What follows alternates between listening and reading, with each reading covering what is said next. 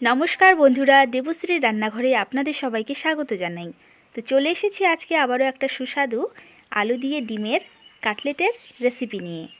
তো চলুন ভিডিওটি শুরু করি। তো এখানে আমি 4টে ডিম নিয়েছি, 2টো স্লাইস করে কেটে রাখা আলু নিয়েছি। এখানে পেঁয়াজ কুচি, কাঁচা লঙ্কা কুচি, রসুন বাটা, লঙ্কা বাটা আর পেঁয়াজ বাটা। তো প্রথমে এখানে 2টো ডিম আমি ফেটিয়ে নেব। এভাবে 2টো ডিম ফেটিয়ে নেওয়ার পরে এর মধ্যে দিয়ে দিব আমি কুচি করে কেটে রাখা পেঁয়াজ, দিয়ে দিব 1 চামচ কাঁচা লঙ্কা কুচি, দিয়ে দিব স্বাদ মতো লবণ, একটু হলুদ গুঁড়ো দিয়ে সবগুলোই ভালো করে মিক্স করে নেব। কড়াইয়ের মধ্যে আমি তেল গরম করতে দিয়ে দিয়েছি। তেলটা গরম হয়ে গেলে এর মধ্যে দিয়ে দিব ফেটিয়ে রাখা ডিম। তো এরকম করে ডিমটাকে ভালো করে উলটপালট করে দুভাজ করে নিয়ে লাল লাল করে ভেজে নেব। তো এরকম করে ডিম ভাজা হয়ে গেলে ডিমগুলোকে আমি এভাবে তুলে নেব। তো একইভাবে পরের ডিমগুলো আমি ভালো করে ভেজে নেব।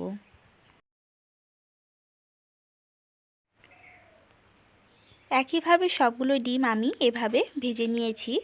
তো একই তেলের মধ্যে দিয়ে দিব স্লাইস করে কেটে রাখা আলু, দিয়ে দিব 1 চামচ হলুদ গুঁড়ো, 1 চামচ লবণ। ভালো করে আলুগুলোকে লবণ আর হলুদের মধ্যে মিক্স করে নিয়ে লাল লাল করে ভেজে নিয়ে তুলে নেব। তো তেলের মধ্যে আবারও দিয়ে দিব এখানে পেঁয়াজ বাটা, দিয়ে দিব লঙ্কা বাটা, 1 চামচ রসুন বাটা।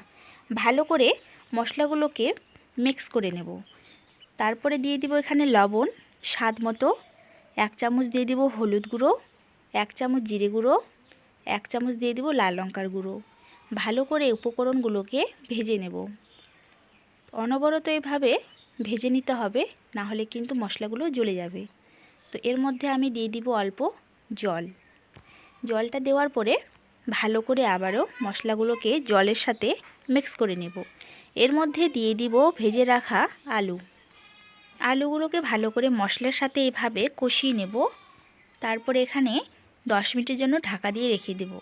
তো 10 মিনিট পরে ঢাকনা খুলে দেখব যে আলুগুলো সিদ্ধ হয়ে গেছে কিনা। দেখেই মনে হচ্ছে যে আলুগুলো খুব ভালো করে সিদ্ধ হয়ে গেছে। তো ভালো করে আলুগুলোকে মশলার সাথে কষিয়ে নেওয়ার পরে ঝোলের জন্য এভাবে আমি জল দিয়ে দিব পরিমাণ মতো। তো জলটা ফুটানোর জন্য 5 মিনিট ওয়েট করব। তো এভাবে 5 মিনিট পরে জলটা যখন খুব ভালো করে টকবক করে ফুটবে, সেই সময় দিয়ে দিব ভেজে রাখা ডিমের অমলেটগুলো। তো এইভাবে এক এক করে সব ডিমের অমলেট আমি ঝোলের মধ্যে দিয়ে দিব। সবগুলোই ডিম ঝোলে দেওয়ার পরে ভালো করে ঝোলের সাথে ডিমগুলোকে মিশিয়ে নেব। তো এরকম করে নাড়াচাড়া করে ভালো করে ডুবিয়ে নেব। এরপরে 5 মিনিটের জন্য আবারও জলটা ফোটার জন্য রেখে দেব। দুপুরে লাঞ্চের সাথে এই রেসিপিটা একবার হলেও ট্রাই করতেই পারেন। আর এই রেসিপিটা বানিয়ে আমাকে কমেন্টে জানাতে একদম ভুলবেন না যে এই রেসিপিটা কেমন হয়েছে। আজকের এই ভিডিওটা আপনাদের যদি ভালো লাগে তাহলে অবশ্যই লাইক, কমেন্ট, শেয়ার করে দেবেন। আর আপনারা যদি আমার চ্যানেলে নতুন তাহলে কিন্তু অবশ্যই চ্যানেলটি সাবস্ক্রাইব করে দেবেন, পাশে থাকা বেল আইকনটাকে প্রেস করে দেবেন।